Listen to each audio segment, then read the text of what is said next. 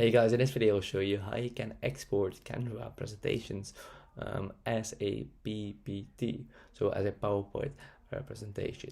So it's very it's very easy actually, but yeah, you need to know it. So yeah, you made a full presentation and you want to export it.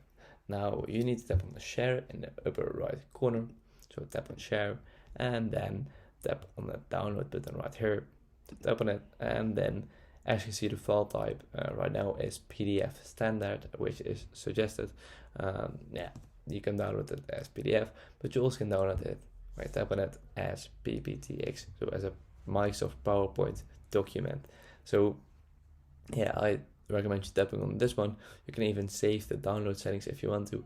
And now when you tap on download, yeah, this will save this presentation. This Canva presentation will be saved as a Microsoft PowerPoint presentation, in which you can edit in Microsoft PowerPoint if you want to, but you also can, present it within Microsoft PowerPoint.